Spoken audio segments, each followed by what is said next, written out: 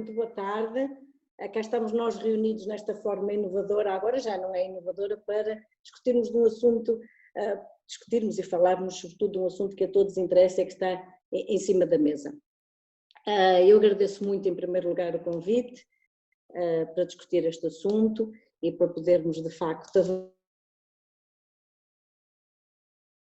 desenvolvimento daquilo que poderá ser uma segunda vaga da Covid, penso eu, que nós estamos todos convencidos que vamos estar sujeitos a elas. Nós, quem somos nós? Eu, Margarida França, penso que algumas pessoas já me conhecem, Presidente do Conselho de Administração do Centro Hospitalar de Baixo Voga. Eu agradeço muito ao Dr. Francisco Maia Matos, anestesiologista do CHUC, não é verdade? Verdade. Coordenador da Unidade de Cirurgia de Ambulatório, Bloco Operatório. Exatamente. Bloco Operatório e vice-presidente da Society for Simulation in Europe, muito interessante, representante português no Council da European Society of Anesthesiology e assistente convidado da Faculdade de Ciências da Saúde. Vamos ter depois, em segundo lugar, uma contribuição do Dr. Rui Cortes, uma licenciatura muito distinta, não sabia que o Dr. Rui Cortes era licenciado em Gestão de Marketing, fiquei hoje a saber.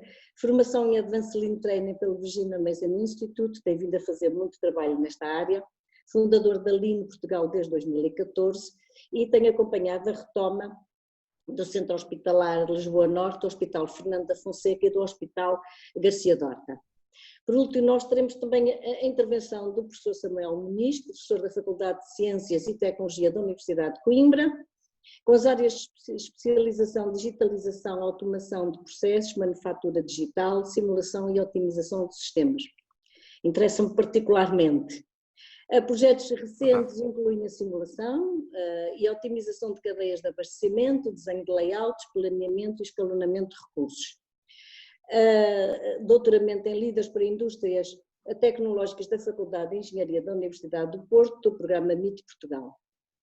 E também com a formação específica em Engenharia Eletrotécnica e de Computadores da Faculdade de Engenharia, se não me engano, da Universidade do Porto. Portanto, eu ia em primeiro lugar, e antes de mais passar a palavra ao Dr.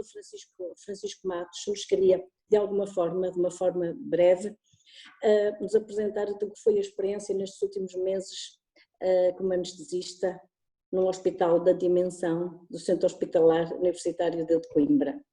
Não é comparável com a nossa aqui em dimensão. É bom que enquadra a questão de uma perspectiva interessante, que é não na perspectiva da fase de retoma, mas como é que foi a nossa realidade.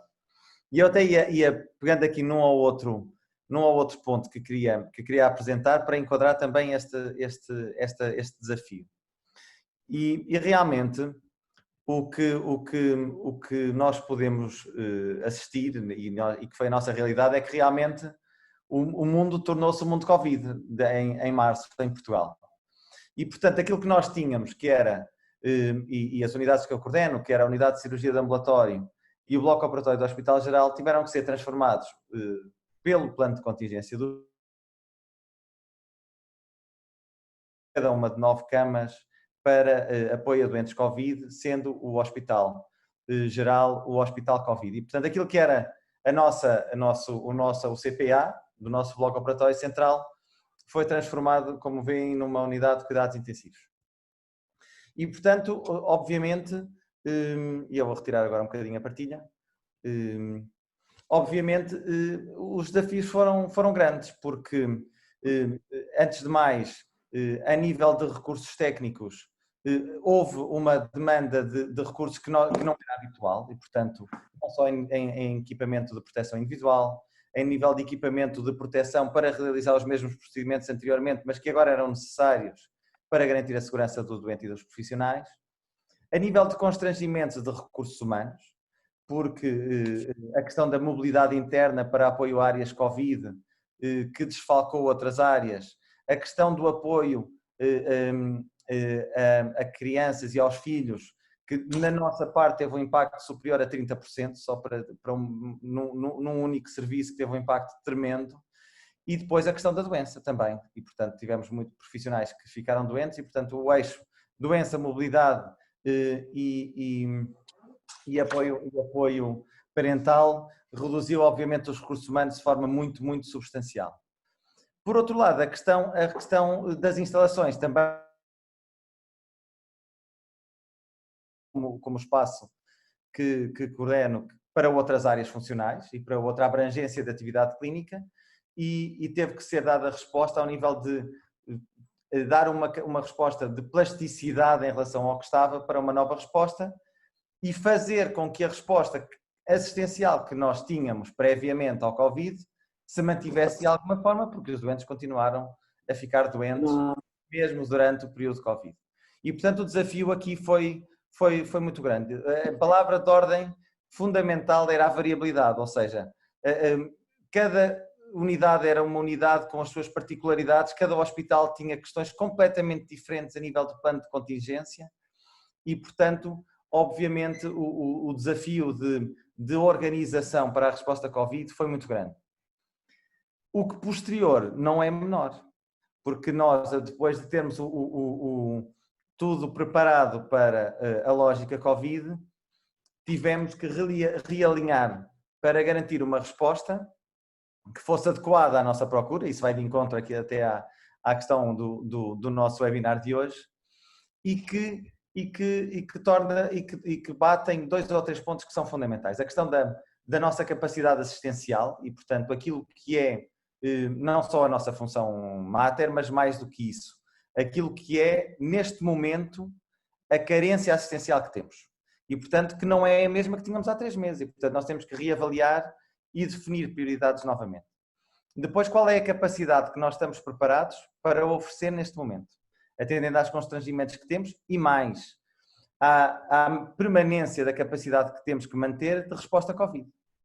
E, portanto, nós, a nível de região centro, está a haver alguma redefinição até da própria rede de referenciação de Covid, que ainda não está fechada, mas que vai deixar de ser para todos os hospitais e vai definir alguns hospitais que serão os hospitais que receberão este tipo de doentes. E, portanto, nós temos que manter a capacidade de resposta à Covid nos mesmos sítios que já tinham sido instalados para a Covid e que, entretanto, foram instalados para a retoma. E, portanto, temos que manter aqui um bocadinho apenas 2 coisas. Portanto, não podemos desinstalar e voltar a instalar, temos que realinhar a nossa capacidade assistencial. E, portanto, esse, porventura, é o maior desafio. É lógico que como nós conseguimos, no dia seguinte ou em 48 horas, reativar para uma unidade de cuidados intensivos, mantendo uma capacidade assistencial cirúrgica adequada àquilo que nós precisamos no momento.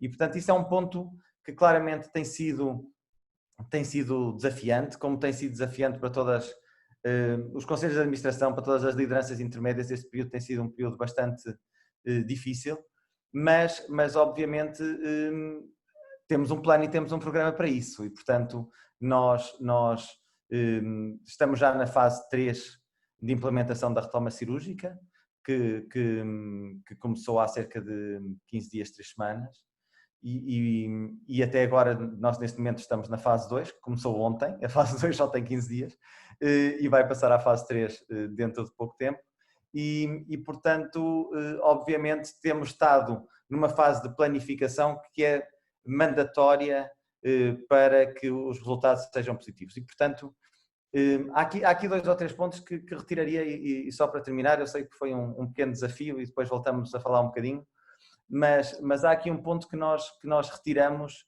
desta nossa experiência. Antes de mais, obviamente, a lógica de integrarmos um processo de plasticidade interna que nos permita adequar a resposta àquilo que são as carências assistenciais do momento. Em segundo lugar, encontrar aqui um equilíbrio entre aquilo que é o sinal de estabelecimento de organização e de planos que nos permitam reduzir o ruído gerado pela falta de organização e, portanto, todas as medidas que tomamos têm que ser antecedidas de um processo formativo muito exaustivo, de forma a que quanto maior for esse grau de conhecimento do circuito, menor vai ser o ruído diário. Maior. E depois também um foco muito interessante para aquilo que são os processos de liderança, não só a nível superior, em termos de conselho de administração, mas também pelas lideranças intermédias, que ao fim e ao cabo tiveram um papel ainda redobrado neste processo, porque sempre que há uma falha ou um intervalo de desempenho ou algum desvio daquilo que é o procedimento que está definido, tem que haver sempre uma decisão integrada, informada e fundamentada daquilo que é suposto fazer. E, portanto, se todos estes eixos se alinharem, obviamente as coisas se tornam bastante mais fáceis. Muito obrigada, Dr. Francisco. Eu não sei se é assim tão fácil. Eu disse que eram mais fáceis. Não disse... Pronto, mais fácil. Porque da sensibilidade aquilo que nós estamos a viver, e aqui no Centro Hospitalar de Baixo Boga todos sabemos que temos um déficit de espaço crónico, não é? Que já existia antes, e portanto está a ser particularmente difícil a retoma. E também temos aqui um fator que nós hoje não vamos falar, que é o cansaço, não é? O cansaço das pessoas. As pessoas profissionais também estão cansados, não é? Estão cansados. Mas foi muito interessante a saber que Deixa-me só dar um ponto. Até nesta questão de conversa, sendo que há um ponto que é importante também, que é a lógica, o cansaço não é só da questão assistencial, porque às vezes a permanência assistencial, mesmo que seja obviamente exaustiva, mas permite alguma estabilidade emocional. O problema que nós temos tido é que temos tido muitas variações daquilo que é a resposta que nos é solicitada, e com esse realinhamento de orientações e de redefinições se gera o cansaço emocional em relação àquilo que é a nossa função no dia-a-dia. E, portanto, isso também é importante em termos de cotidiano das nossas... Não, é muito importante porque, sobretudo também, porque muitas das orientações caem em cima da hora, nós tivemos muitas... Aliás, eu estou a olhar para uma pasta que tenho ali em cima de um móvel e tentei organizar toda a informação que nós tivemos na fase da Covid para procurar, ainda em papel, por ser mais fácil. É de facto, é um dossiê desta grossura, não é? Nós vivemos todos isso, era praticamente impossível nós conseguirmos ler tudo, não? E portanto isso é verdade, foi o alinhamento e realinhamento e tudo muito em cima da hora, e isso provoca um stress enorme e logicamente também alguma intolerância por parte dos profissionais. Mas eu fico contente que um hospital com a dimensão do Chuc também partilhe os problemas que nós aqui vivemos, porque a Covid, como bem sabe, ficou aqui concentrada só em Aveiro, mantivemos as outras unidades limpas, também não teriam condições, e foi particularmente difícil. Mas eu agora ia pedir ao Dr. Rui Cortes, um apaixonado como eu pelas coisas da qualidade, que nos fale dos processos de retoma, que nos diga interessantíssimo, acompanha a retoma dos hospitais, achei muito interessante. Rui, o que é que tem feito? Então, boa tarde a todos, obrigado pela pergunta.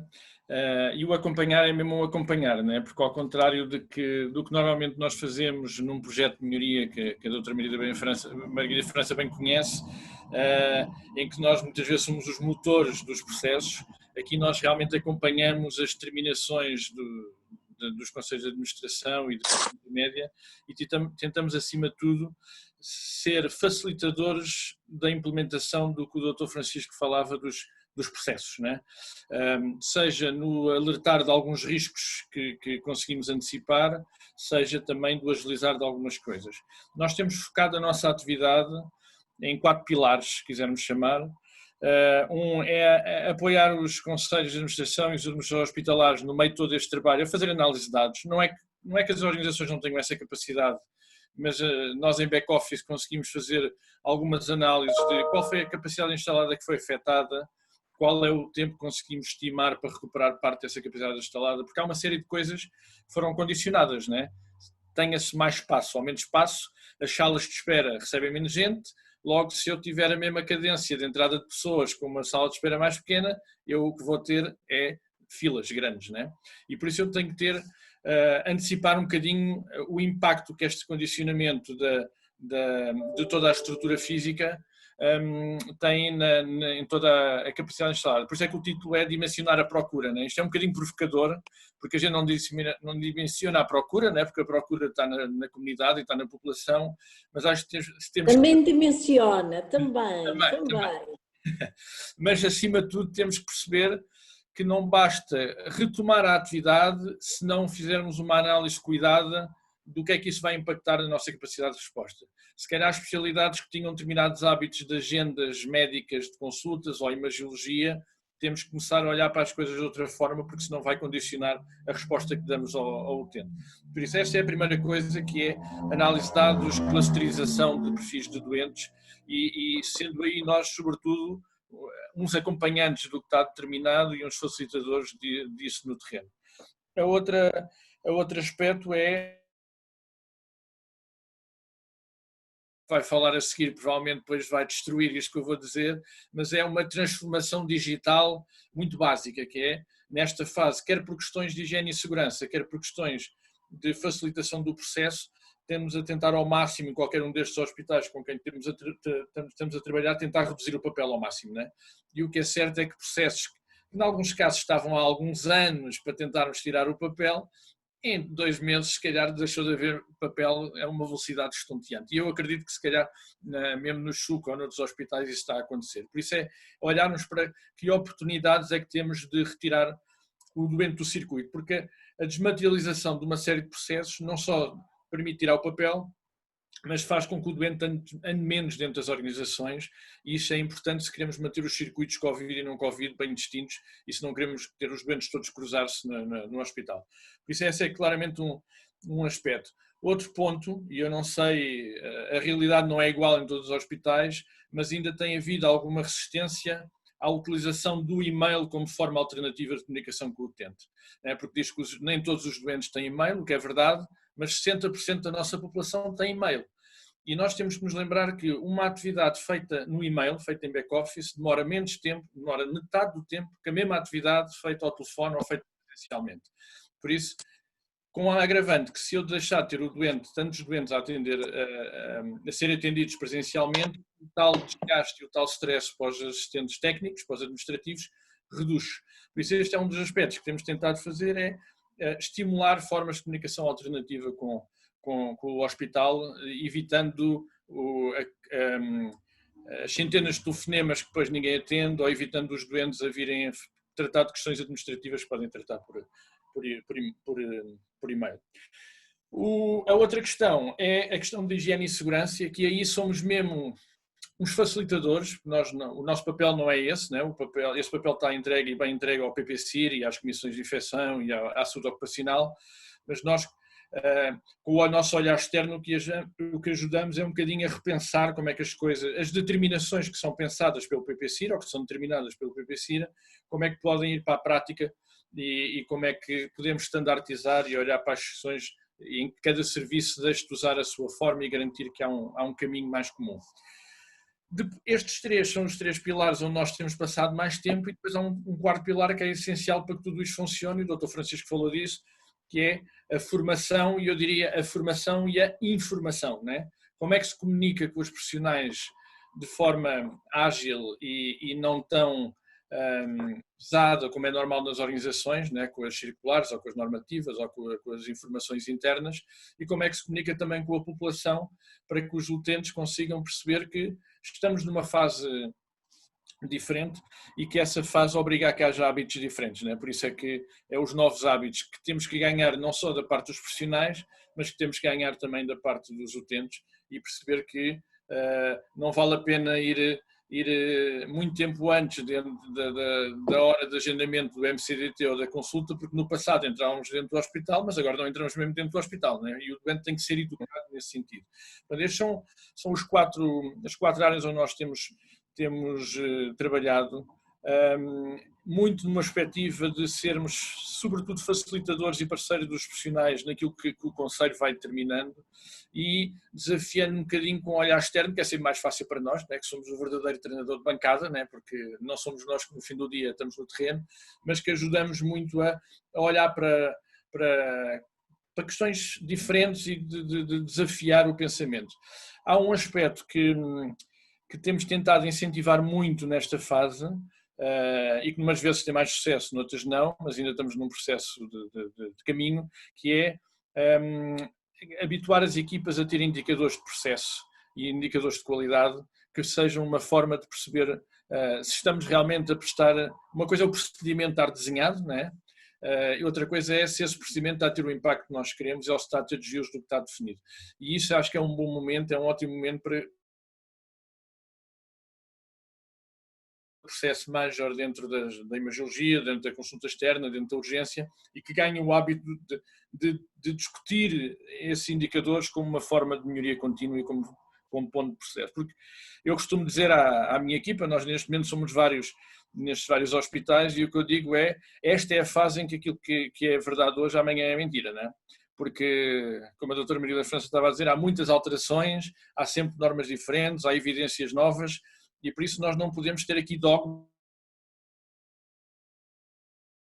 para o processo que vai ser ad eterno, né? Nós temos que ter esse espírito aberto, e aquilo que fazemos com as equipas é também quase que dar um conforto a que possamos permanentemente equacionar o que acabámos de decidir ontem, sem que isto pareça quase uma pouca coerência, né? Mas há momentos em que realmente temos que equacionar, e quando nós desenhamos um processo e achamos que aquilo, todos os cálculos e todos os raciocínios que fizemos vai dar resposta ao nosso desafio, temos que ter a humildade de, no dia, quando abrimos e quando afinal isso provoca uma fila e um tempo de espera maior do que estávamos à espera, temos que ter a humildade de dizer não funcionou e a seguir pensamos noutra coisa, né? E acho que por isso é que estou muito curioso de ouvir a seguir o professor Samuel, que é que ferramentas é que realmente podemos utilizar para que estas dores não sejam sentidas no terreno, né? No momento, na prática, e que sejam refletidas e pensadas conforme a objetiva antecipadamente.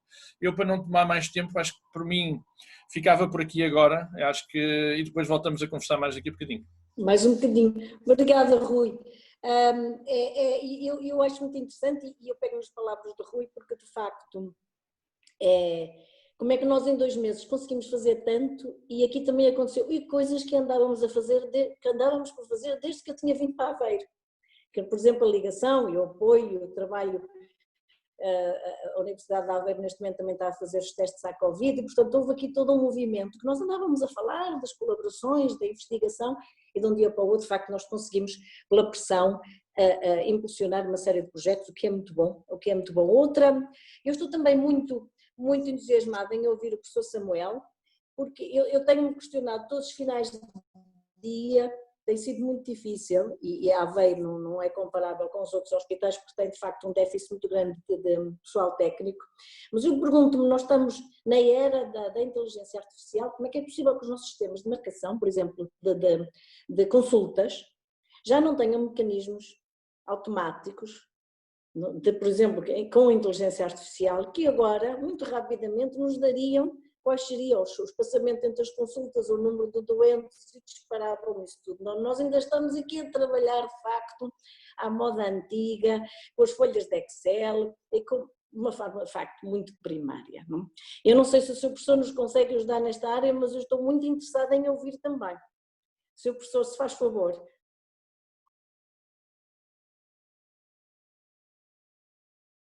Olá a todos, muito boa tarde. Eu espero corresponder às expectativas elevadas. É com muito prazer que estou aqui e agradeço o convite. De facto, o que nós estamos a assistir nos dias de hoje é uma transformação digital, ok? Só que isto está a acontecer a ritmos muito diferentes. Vamos tentar comparar aqui algumas realidades. Nos Estados Unidos, se considerarmos que é um país desenvolvido, ainda há poucas semanas, alguns estados estavam a colocar anúncios para contratar programadores que tinham competências em linguagens de programação que já não se usam há 20 anos atrás. Portanto, isto porquê? Porque os sistemas de informação que estavam a ser utilizados pelos serviços públicos norte-americanos não tinham sido. Então, significa isto que as empresas, as organizações e, sobretudo, a saúde, deve procurar fazer um acompanhamento muito próximo das tecnologias que dão suporte a processos críticos, a processos que, na realidade, tornam a tomada de decisão mais ágil e, sobretudo, conseguem fazer uma utilização dos recursos disponíveis, sejam equipamentos, sejam pessoas, de uma forma mais assim, sustentável a longo prazo, ok? Portanto, é preciso ter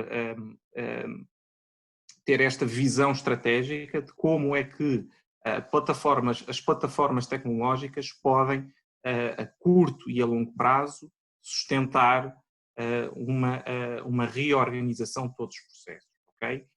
Naturalmente, isto não é só tecnologia, e conforme o Dr. Rui Cortes referiu, É preciso desenhar processos eficientes, alinhados com aquilo que são as melhores práticas em termos de procedimentos médicos, etc. E é preciso fazer aqui um alinhamento com as tecnologias existentes. Portanto, hoje a tecnologia nunca foi tão barata, ok? Digamos que o principal custo está na implementação, portanto, está em trazer essa tecnologia de uma forma fácil, ao longo do tempo, porque também, como o Dr. Francisco Matos referiu, de facto, as organizações cada vez mais necessitam de mudar e de se ajustar à realidade. Para ser um pouco mais concreto, eu preparei aqui 5 slides que poderia mostrar para fazer aqui um melhor enquadramento acerca da transformação digital. Portanto, eu penso que já devem conseguir ver. Sim. Sim, ok. Eu preparei aqui umas notas muito breves, até para não ser muito extenso na minha exposição, acerca de como é que a transformação digital pode ajudar os processos de tomada de decisão e, sobretudo, combater alguns dos pontos muito bem identificados tanto pelo Dr. Francisco como pelo Dr. Rui, relativamente à forma como as organizações se podem adaptar a esta variabilidade. De facto, a variabilidade aqui é que torna tudo mais difícil, porque se nós tivermos uma procura estável, se não tivermos a necessidade de replanear os nossos recursos humanos, se as nossas necessidades de equipamentos, de consumíveis, forem relativamente estáveis ao longo do tempo, portanto, aqui só precisamos fazer o planeamento uma vez e a seguir tudo se torna repetitivo, torna-se periódico, portanto, e nós, os seres humanos, gostamos disto. Portanto, se as coisas forem repetitivas e se fizermos sempre da mesma forma, então o mundo que nós vivemos hoje é mais complexo, o ritmo dos acontecimentos é acelerado e as empresas e organizações precisam de mudanças rápidas, tanto na estratégia como no planeamento das operações, de forma a garantirem que a qualidade dos seus serviços se mantém ou que continuam a funcionar de uma forma eficiente e que os custos operacionais não sobem, não crescem, não é? Portanto, todos nós nos lembramos deste telemóvel, não é? Portanto, é um telemóvel acessível, simples, que permitia essencialmente fazer chamadas de voz e mandar SMS, ok? 20 anos depois nós estamos aqui. Ou seja, temos um dispositivo que na realidade não é um telemóvel, é um computador e que também permite fazer chamadas, ok? E mandar SMS. Mas, na realidade, esta transformação digital é muito significativa e foi possível devido aos avanços de computação, de capacidade de computação, e tanto do ponto de vista de tecnologia como de produção, portanto, é mais barato hoje comprar toda a tecnologia que está associada a este tipo de equipamentos.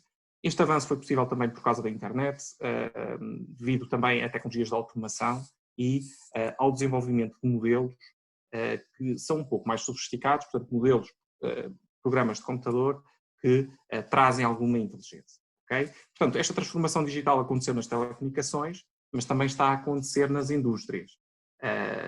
Esta iniciativa, portanto, chama-se Indústria 4.0 e que tem um objetivo muito concreto, que é trazer a digitalização às fábricas, aos sistemas produtivos, com o objetivo de fazer com que os recursos sejam utilizados de uma forma mais eficiente. Naturalmente, também existem muitas contribuições no sentido de trazer a digitalização ao healthcare. Então podemos falar aqui no healthcare 4.0, cujo, portanto, que na prática, que chavão é este, que buzzword é esta, na prática visa provocar todos os agentes deste setor a digitalizar processos críticos para as suas operações. Okay? Então podemos falar aqui de tecnologias que procurem melhorar e otimizar aqui os canais de ligação dos pacientes com o serviço de saúde, com os sistemas de saúde, conforme falou o Dr. Rui, portanto estamos a falar de IoT, de wearables, ok?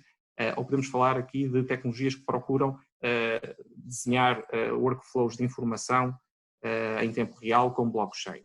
Naquilo que me diz mais respeito e onde tenho trabalhado, portanto, preocupo-me mais com o desenvolvimento de modelos, programas de computador que visam otimizar o funcionamento dos sistemas de saúde, ok? Seja numa perspectiva holística, olhando para toda a cadeia de abastecimento, ou para fábricas, hospitais, aeroportos, ok? Portanto, trazer parte da realidade que existe e modelá-la por forma a rapidamente trazer soluções que tenderão a ser melhores se nós fizermos uma análise não suportada por estes modelos, ok? Então, esse é o ponto-chave, que é como é que nós podemos tomar melhores decisões em contextos de elevada incerteza, ok? A incerteza, nós temos alguma dificuldade a lidar com a incerteza, portanto, deles que a representem de uma forma que nós consideramos válida e tendo esse ponto de partida assegurado, então podemos então criar cenários de análise, ok?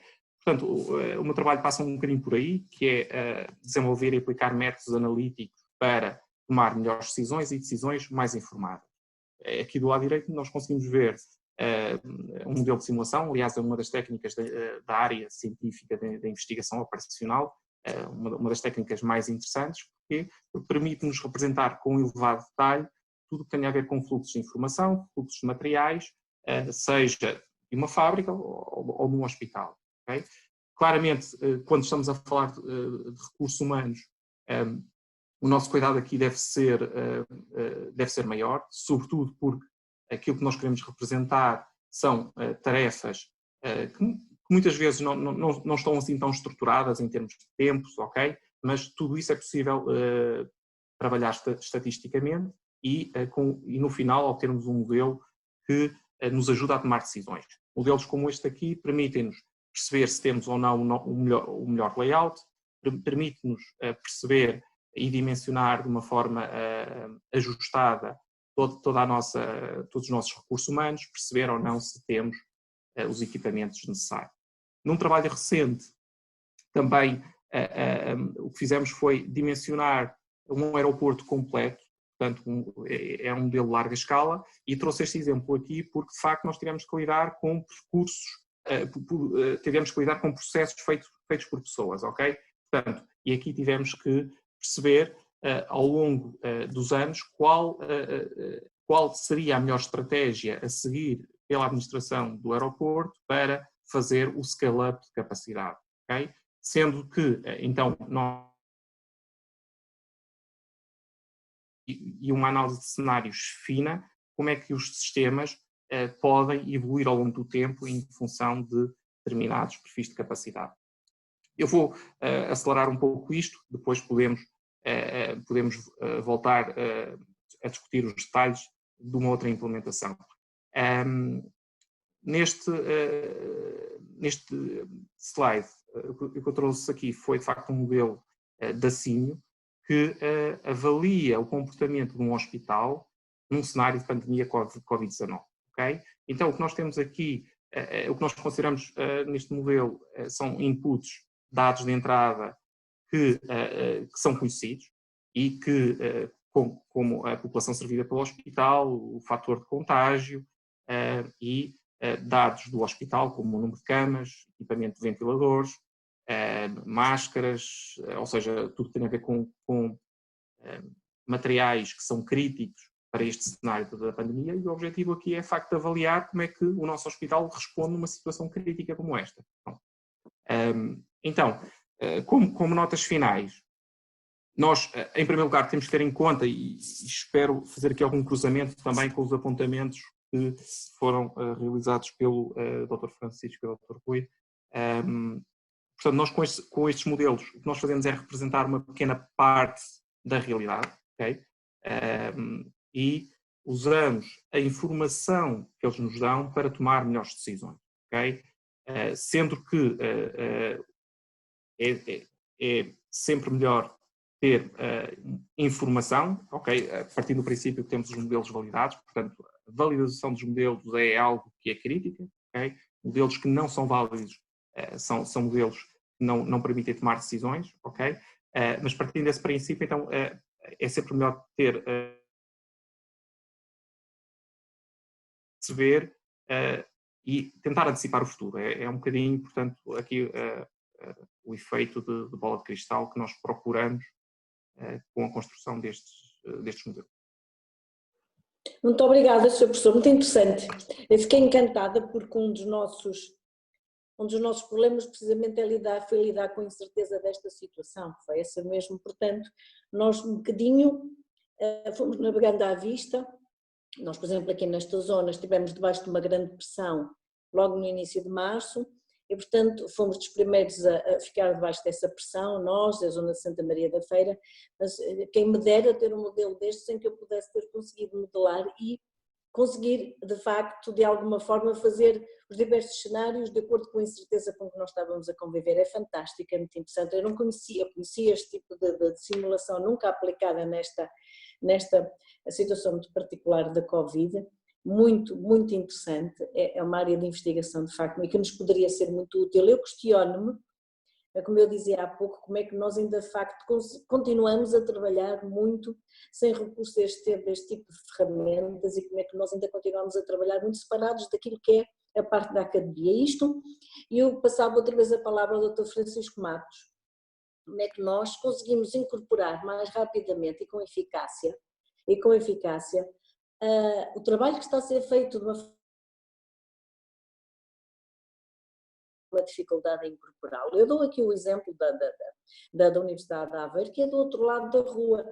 Naturalmente, o Sr. Professor não sei, sabe com certeza, tanto o hospital de um lado da rua, do outro lado da Universidade de Aveiro, e temos vindo agora a estreitar relações, mas em boa verdade muito, muito mais já podia ter sido feito no passado deste trabalho conjunto de uma investigação que seja verdadeiramente, não é, translacional e trazer de facto esta inovação para os hospitais. O Sr. Dr. Francisco Matos, sendo anestesista, o que é que me diz sobre esta questão relativamente à retoma? Não, isto é uma questão até mais transversal em relação a do que propriamente só a questão da retoma, não é? Porque toca com vários eixos e a experiência que nós temos, e eu penso que o que realmente é mais disruptivo na resposta à Covid é que há um objetivo comum. E, portanto, um objetivo comum que toca a todos, porque apesar de todos nós, em princípio, gostamos de cá estar e gostamos que os nossos estejam bem. E, portanto, toca de uma forma direta e num sentido de bem comum. E, portanto, há aqui um efeito agregador importante, porque das parcerias que nós temos tido, e nós temos vários processos, não é? Nós temos vários modelos até de candidaturas e várias fases de candidaturas do Horizonte 2020, integramos a plataforma do EIT Health e temos várias áreas de investigação que juntam, por exemplo, o CHUC com múltiplas academias até mundiais, como a MIT Align, até com a própria de saúde global, numa perspectiva de integração dos dois eixos. O que se calhar não é muito visível é porque o resultado, e utilizando um estrangeirismo, os outputs para a prática e para o nosso dia-a-dia, se calhar não são tão evidentes como aquilo que nós gostaríamos que fossem. E, portanto, nós por exemplo, eu dou-lhe a experiência no Centro de Simulação Biomédica. Sim. Nós também temos uma parceria com a faculdade em relação à engenharia biomédica. Muitos das pessoas que estão envolvidas até no processo comercial da simulação em Portugal são provenientes precisamente dessa ligação entre a faculdade e o hospital, mas obviamente ainda temos um caminho muito longo a percorrer nesta perspectiva. Eu dou-lhe um exemplo, quando nos Estados Unidos fazem isto de forma muito, muito linear em termos de integração da própria academia dentro da estrutura hospitalar.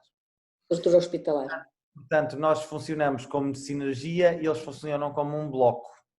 E este bloco precisa de uma parte claramente assistencial, claramente de teste, claramente experiencial e de conhecimento assistencial, mas nós também precisamos de um pensamento abstrato, de um raciocínio diferente daquilo que é o nosso raciocínio clínico e de uma perspectiva também um bocadinho diferente que nos permite integrar todas estas soluções.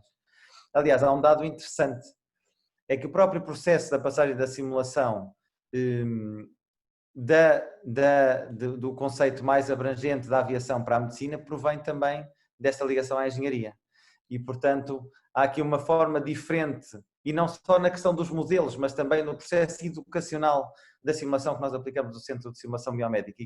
E há grandes vultos da formação mesmo médica que são engenheiros. E, portanto, há aqui um processo que obviamente não é como a lógica de fazermos e de colocarmos o S-Clinic a funcionar quando não tínhamos tido essa oportunidade antes e que se calhar agora conseguimos fazer um forcing maior, ou a forma como conseguimos definir um circuito ou não circuito, porque há aqui uma emergência imediata. Se calhar vai demorar um bocadinho mais de tempo, mas parte mais da perspectiva e do princípio que está na base desta ligação do que propriamente da vontade de ambas as partes de colaborarem. Deixar de ser uma colaboração e passar a ser realmente um trabalho de equipa mais estruturado. Eu, relativamente ao tema do nosso seminário, e de mencionar a procura para assegurar a resposta. De que forma, isto é uma questão que eu coloco, nós ainda temos 15, 20 minutos, eu estava a ver se nós tínhamos aqui também questões. De que forma é que sentiu, e o próprio Rui também, que está a acompanhar estes processos em 3 hospitais, de que forma é que sentiram que nós é que fomos o gestor deste processo de retoma, ou seja, nós é que mandamos neste processo de retoma e não foi a procura, não foi o doente que mandou em nós. Estamos a fazer de que forma conseguimos nós apropriar-nos deste processo ou de facto esta retoma e a procura é que se apropriou por completo dos hospitais e estamos sem espaços, salas de espera, com problemas de filas, de ruído, de tudo isto de segurança. De que forma é que nós se conseguimos verdadeiramente sermos nós os proprietários destes processos e de alguma forma assegurar uma resposta e dimensionar a procura? Não sei se o Rui ou se o Dr. Francisco Matos quer responder. Rui, quer começar primeiro ou quer que... Não, se calhar o Dr. Francisco... Eu vou responder a uma questão e depois vamos falando, é isso mesmo. Então, eu na perspectiva, eu acho que não há uma resposta única, né? Acho que e visto de fora e quem estuda a sociologia das organizações, que tem estado muito presente aqui, nós é que não olhamos para isto como sociologia das organizações, há 2 momentos que são essenciais para a mudança, né? E o que estamos aqui a falar, é verdade que é uma mudança provocada por um agente externo, mas o que estamos a viver é mudança nas organizações, por um agente exógeno, né? E um deles é o sentido de urgência, né? E o sentido de urgência está associado, e em Seattle uma das coisas que se aprende lá no Virginia Mason é claramente que a mudança acontece quando há urgência de algo. Por isso é que, se alguém ler o livro do Virginia Mason, todos os casos de erro médico são os casos que provocaram melhores mudanças nos processos. Porque houve urgência, né? Houve uma consequência, houve algo negativo que fez mudar. E o que estamos aqui não foi por erro médico, mas há um agente exógeno que nos provocou a mudança. Esse é um dos aspectos. O outro aspecto, e eu já tive a oportunidade de dizer isto num outro webinar, é que eu julgo que é uma das primeiras vezes que realmente, como dizia o Dr. Francisco, as pessoas têm um propósito e um objetivo comum. E há um espírito de trabalho em equipa e alinhamento estratégico, seja um alinhamento estratégico consciente, seja ele mais movido pela força, que estamos claramente com um objetivo comum. E uma das coisas que tem sido muito enriquecedora, é a primeira vez que estou num projeto de melhoria e que tenho no terreno, como nós chamamos no Gemba, em que tenho as instalações e equipamentos, a comunicação, a informática e os profissionais que prestam cuidados. E isto faz toda a diferença, porque normalmente vai o enfermeiro ou vai o médico, ou vai o enfermeiro e o assistente técnico, e depois lá vamos apresentar ao informático e chegamos à conclusão que afinal não dá. E quando trabalhamos em conjunto e quando temos logo as instalações e equipamentos e quando temos a comunicação, é tudo diferente, não é? Porque as pessoas realmente estão alinhadas. E isso eu acho que são 2 coisas que fazem com que essa parte foi sem dúvida comandada pelas organizações. Agora, estamos com o único desafio que neste momento temos, e esse é que é o desafio que eu acho que todos estamos a lidar, é que, não obstante haver uma determinação, como dizia o Dr. Francisco, que estão a preparar a fase 3 da retoma, e cada um dos hospitais está na sua etapa da retoma, houve um determinar do que queremos produzir sem, se calhar, nem sempre termos estudado e simulado, como dizia o professor Samuel, quais as restrições a jusante. E aí é que ficamos com o menino nas mãos, não é? Porque... À portuguesa. Exatamente. Pronto, e por isso, eu aproveitando e não querendo fugir, eu acho que o que o professor Samuel Muniz falou é essencial, que é nós temos de trazer a academia para estas organizações. Nós temos vários alunos, ou neste caso alunas, são quase sempre senhoras, de engenharia, nomeadamente, e de gestão da saúde, a trabalhar connosco. E aquilo que eu digo muito aos hospitais é: esta geração vem muito bem preparada. As nossas faculdades estão a preparar os alunos com competências que eu com 23 e 24 anos não tinha de todo, né? E que chegam ao terreno e produzem valor e geram valor para as organizações. E muitas vezes o meu papel é, acima de tudo, fazer com que estes alunos façam as suas teses de mestrado dentro dos hospitais, usando muitas destas ferramentas, e que possam de horizontes e de ferramentas que se calhar ainda não chegaram aos hospitais. E eu digo muitas vezes, com os conselhos de administração com quem trabalho, que ir buscar alunos destas áreas, seja gestão de saúde, seja de engenharia, há muitas áreas interessantes, que é um aporte de valor imediato, porque nós não perdemos tempo a acompanhar, mas não perdemos tempo a ensinar, porque realmente o modo como estão acompanhados e orientados pelas faculdades, seja diretamente com a Universidade de Coimbra, seja com o técnico, é com quem nós temos trabalhado mais, o nível de preparação é enorme. E eu acho que isso faz com que nos ajudemos a olhar para as coisas com uma celeridade e com uma holística totalmente diferente. E essas competências são aquilo que permite que, mesmo que haja uma influência da comunidade, uma pressão da comunidade e dos utentes, nós vamos conseguir inverter, que é passar de uma qualidade retrospectiva, que é aquela que vivemos na saúde, né? A gente normalmente chega ao dia 20 e olha ao dia 5 em tempo real e perspectiva. Porque nós... Rui, eu peço desculpa de interromper, mas está a fugir à minha questão, mas desta vez conseguiu-se. Eu acho que sim. Esse passo, ou nós estamos apenas a responder à procura? Não, eu acho que sim, eu acho que se conseguiu. Contudo, a única coisa e o único reparo, e que eu acho que ainda estamos a tempo de o corrigir, é que determinamos a produção, quer de recuperação cirúrgica, quer de MCDTs, quer de consultas externas, sem nem sempre estudar as restrições da jusante. E aí é que estão, porque eu acho que quem determinou a produção foram os hospitais, né? Os planos estão na determinação e na autonomia de cada conselho de administração. Pode ter havido... Na negociação, não é autonomia, a negociação dura. Mas estamos na fase de que essa pressão de determinar a retoma e as várias fases, em alguns casos, podemos ter que corrigir o caminho, porque vamos a perceber que se calhar aceleramos demasiado a retoma e a produção e que em alguns casos não temos estrutura. Eu dou dois exemplos muito concretos e termino.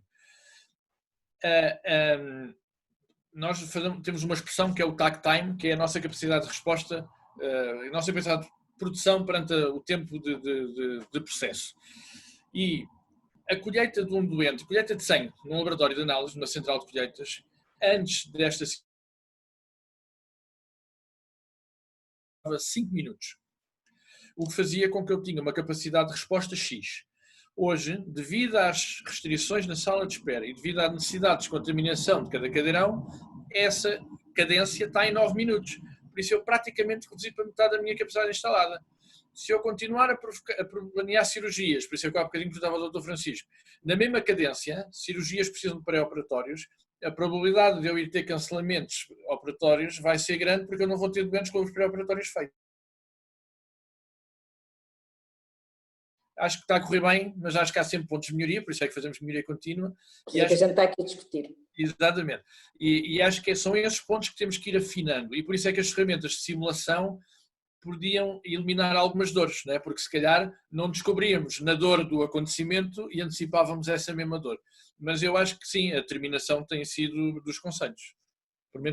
Podiam eliminar dores e podiam eliminar uma coisa que está a acontecer, eu sei que não é só aqui, ainda hoje vi uma notícia relativamente a um hospital do centro, de que a Comissão, o grupo de trabalho, não posso precisar de apoio à Covid, se teria demitido, que é o conflito, porque é tal e qual como diz o Rui, porque depois a cirurgia não se faz, o cirurgião ou o especialista daquela especialidade fica zangado, o anestesista foi a hora perdida, e portanto tudo isto é um conflito dentro das unidades hospitalares e um ruído que tem resultados negativos, inevitavelmente, são tempos perdidos.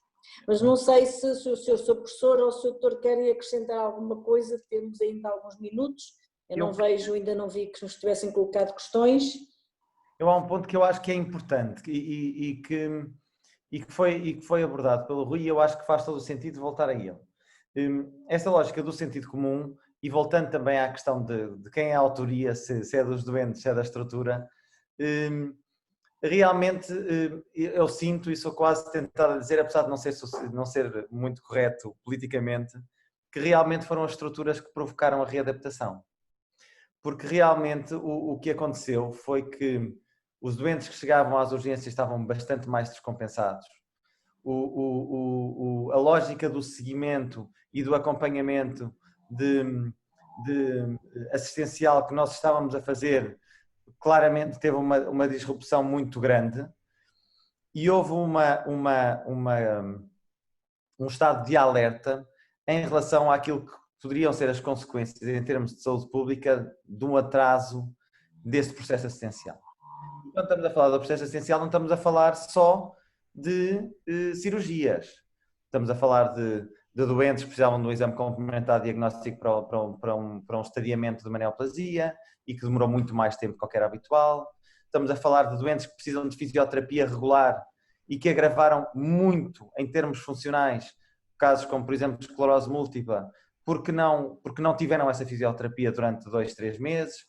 E, portanto, houve uma noção situacional clara de que, havendo capacidade, e isto é a base da retoma fundamental, ou seja, o racional da retoma há capacidade, mantendo a capacidade para o Covid que está na fase atual, há capacidade restante para fazer capacidade assistencial que não estávamos a fazer, e portanto, havendo essa capacidade e tendo com a evolução do próprio plano de contingência sido disponibilizados recursos e meios técnicos para o fazer, claramente havia uma vontade muito grande de reativar áreas que precisavam mesmo de estar funcionais.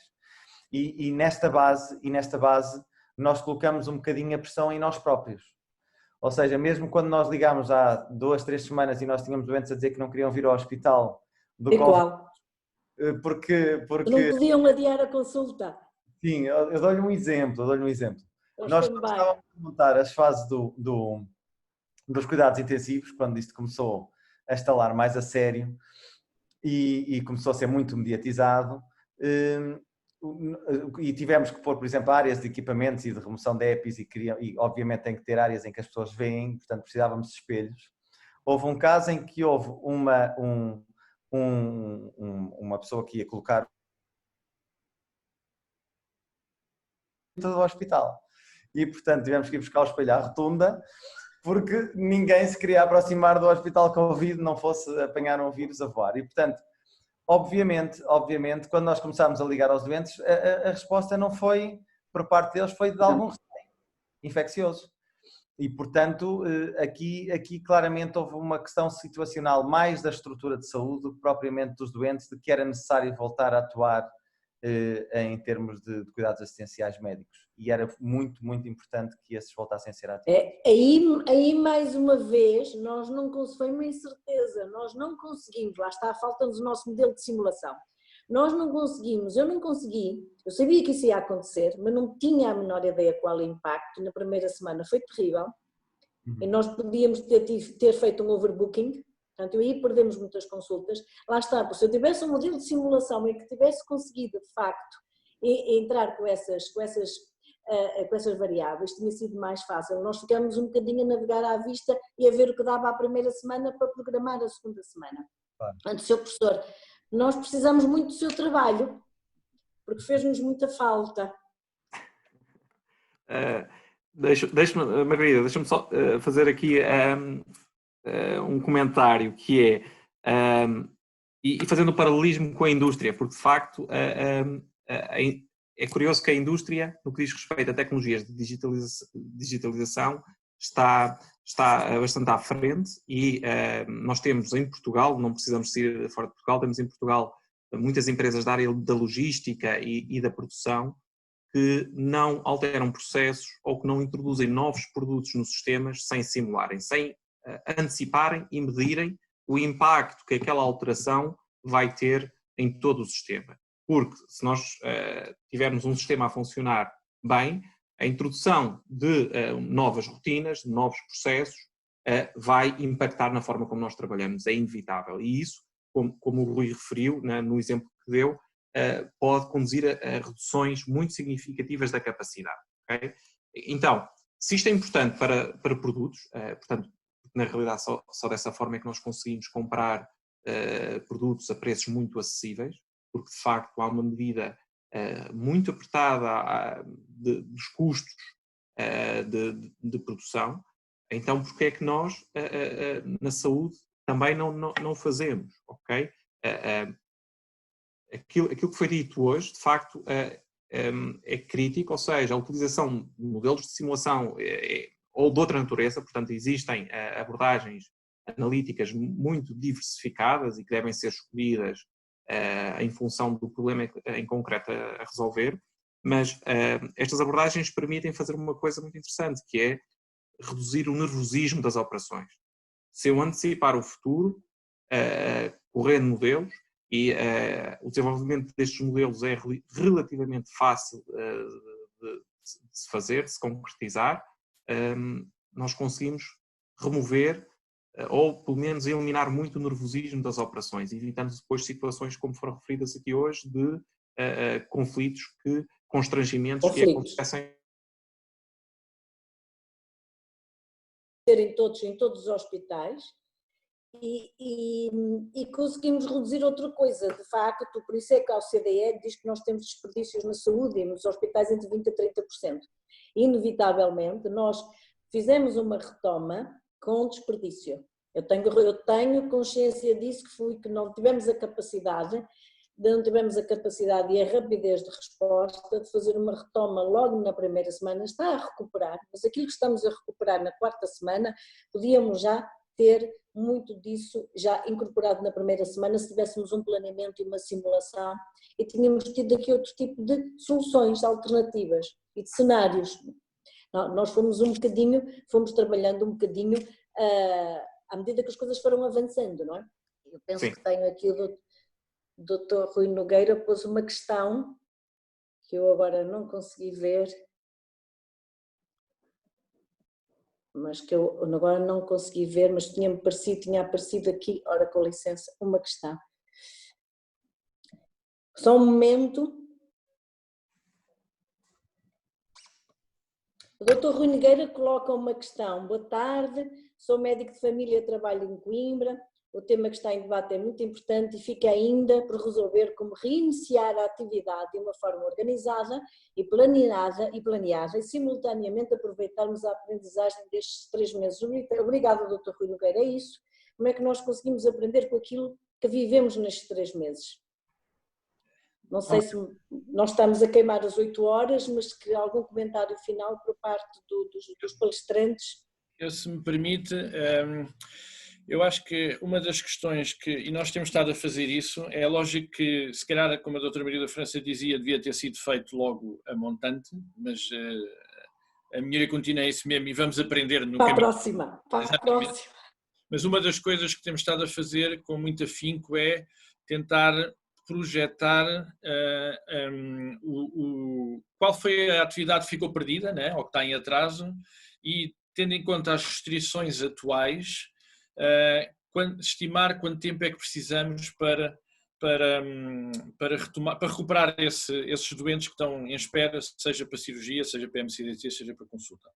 Paralelamente a isto, é uma reflexão muito interessante e acho que esta questão do Dr. Rui Nogueira é pertinente, que há aqui 3 vetores que têm que ser conversados muito afinadamente, né?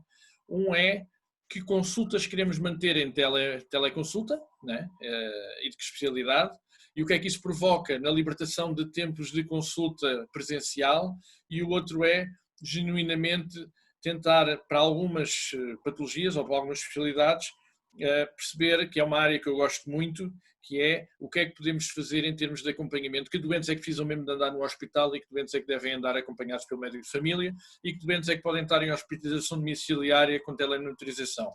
E isto acho que tem que ser uma conversa, uma discussão. Outra. E eu aqui adiciono um outro ponto, e é uma área que cada vez mais me apaixona, que é a georreferenciação de dados locais em saúde, que é deixarmos de olhar para fecheiros de Excel e posicionarmos os doentes na comunidade e percebermos até que ponto é que para determinadas patologias e determinadas zonas geográficas a resposta poderá ser uma e para outras poderá ser outras. Rui, só aqui porque no entretanto no Facebook a doutora Isabel Tomás também nos pôs uma questão muito interessante e muito relevante, se nos está a ouvir, que foi se alguém estudou a diminuição das consultas, do peso das consultas de pedido de marcações, aquilo que nós chamamos CTH por parte dos cuidados primários, nos cuidados hospitalares ou utentes não Covid. Porque de facto, a doutora tem toda a razão, houve uma diminuição muito grande e foi isso um bocadinho que nos salvou também da situação. Como os cuidados primários também encerraram na SOA, ficaram a funcionar de uma forma, não encerraram, mas ficaram a funcionar de uma forma diferente, houve de facto uma diminuição muito grande de pedidos de consulta CTH, portanto por via do sistema direto dos cuidados primários. E de facto foi que alguém se tenha apercebido, nomeadamente, do impacto. E isto faz-me, o que também aconteceu com as urgências, isto faz-me pensar em duas coisas. Pergunto-me, se o impacto, e o impacto foi muito grande, Sr. Doutor, o impacto foi muito grande, por exemplo, aqui em Aveiro foi muito grande, faz-nos pensar, e pegando nas palavras que disse o Dr. Rui, nós perguntarmos, afinal, uma coisa não tenho dúvidas, se as urgências em Aveiro diminuíram muito mais que 50%, para 20% ou 30% durante a fase Covid, eu se calhar também é legítimo perguntar se as consultas que estão a ser marcadas por parte dos cuidados primários, teríamos que ver todas elas se verdadeiramente justificam, porque elas praticamente desapareceram, é uma diferença de números enorme. Nós das urgências já sabemos, pela classificação da triagem de Manchester, que muitas delas não se justificam, não deviam estar aqui, não deviam vir ao hospital. Portanto, isto como dissemos há pouco, isto permite uma aprendizagem enorme do que é a procura e do que é a oferta de cuidados e como é que nós temos organizados os nossos cuidados. Relativamente a que o senhor está hospitalado de Baixo Bogo, uma coisa nós aprendemos, andávamos há muito tempo a pensar que tínhamos de trabalhar mais com os cuidados primários e tínhamos nomeadamente que fazer um projeto por causa dos doentes que não deveriam vir aqui e que deveriam ficar pelos cuidados primários, e agora temos mesmo cá, é urgente esse tipo de projeto, não queremos mais que aconteça o que vinha acontecendo aqui com uma urgência cheia de doentes que nunca aqui deviam ter entrado. E há uma situação a mim muito particular que me preocupa, que eu penso que os SUC também devem ter, e que nós estávamos a viver aqui nesta zona, uma zona também muito envelhecida, de uma forma muito grave e muito severa, que é a vinda à urgência dos idosos que estão em lares e instituições. Isto é outro assunto. Isto é outro assunto e que nos levanta de facto e que nos levanta. Mas há um ponto que também é importante dizer, porque há muitos doentes que deviam estar no hospital e que não vão ao hospital. E que não vão ao hospital. E que o Covid trouxe. Aliás, um dos pontos que nós estamos a reforçar, e é um dos pontos também importantes também nos cuidados de saúde primários, é que os doentes que nós tínhamos há 3 meses atrás não são os mesmos que vamos ter agora. E, portanto, são mais graves. Muito mais agravados, muito mais instáveis, muito menos compensados. E, portanto, aquilo que nós também estamos a reforçar é precisamente esta avaliação mais precocemente a nível cirúrgico, por exemplo, é reforçar esta avaliação prévia, de forma a podermos estabilizá-los de forma mais eficiente possível. Porque voltando à questão que o Dr. Rui Cortes há bocado estava a responder ao Dr. Rui Nogueira, eu acho que há aqui muitas questões que são quase irreversíveis. Eu lembro-me dos conflitos que tinha com os colegas quando nós começámos com os escalonamentos das cirurgias. Ou seja, os doentes não virem tradicionalmente todos à mesma hora. Ou que nos cuidados de saúde primários é uma tradição antiga de haver escalonamento das consultas, mas que nos hospitais sempre acontecia, não é? e, portanto, das consultas era mais adequado, nas cirurgias as pessoas achavam que toda a gente ia chegar à mesma hora. A lógica do apoio, de ter sempre alguém a perguntar, de ter sempre alguém sempre com o doente, de ter muita gente nos corredores. E, portanto, não é só a questão da circulação nas unidades, é da circulação no próprio sistema de saúde.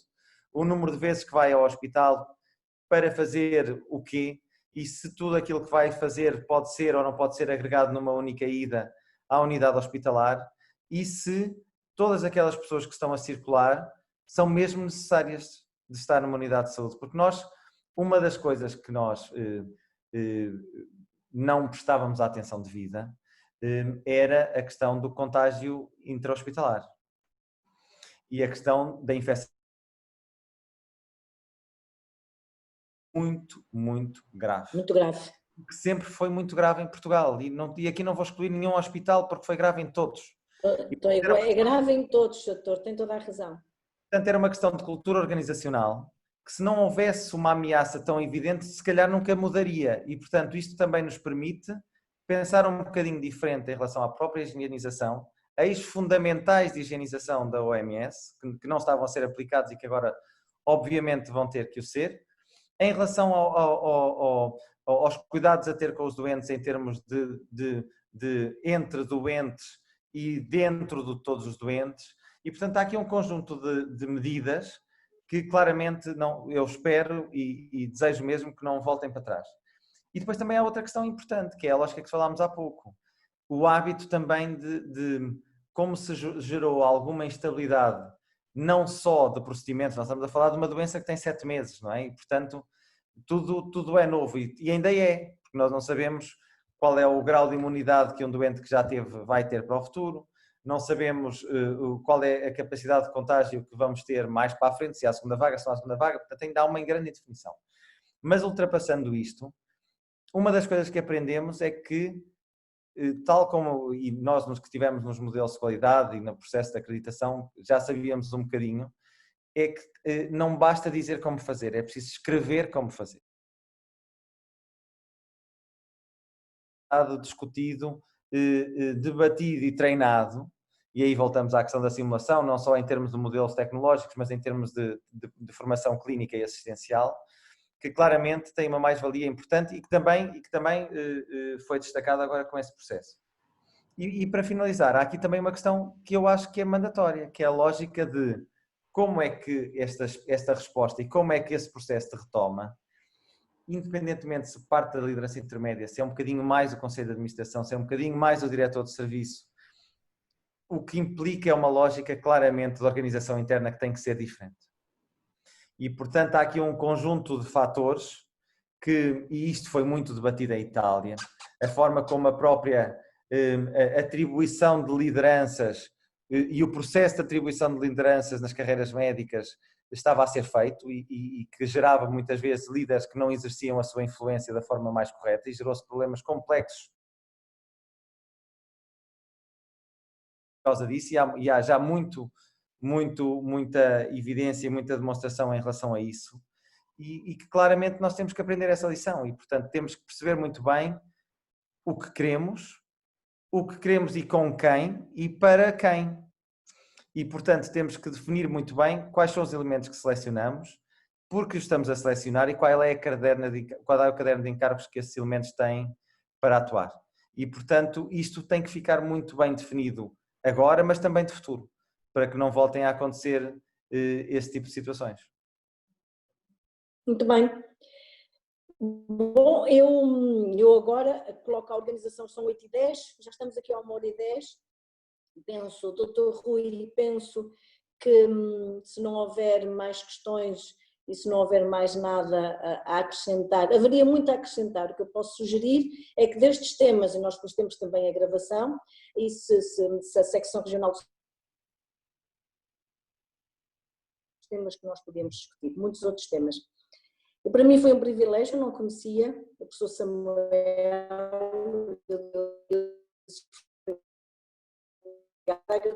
a secção regional do Centro de Ordem dos Médicos esta oportunidade. Dr. Rui, que eu já conheço há largos anos, destas nossas vidas das qualidades, interesse pela qualidade. E se não houver mais nada a acrescentar por nenhum dos palestrantes, eu dava por finalizada o seminário de hoje. Muito obrigado pelo convite. Obrigado. Obrigada, foi um prazer. Espero encontrá-los em breve, mas numa área e numa situação não Covid.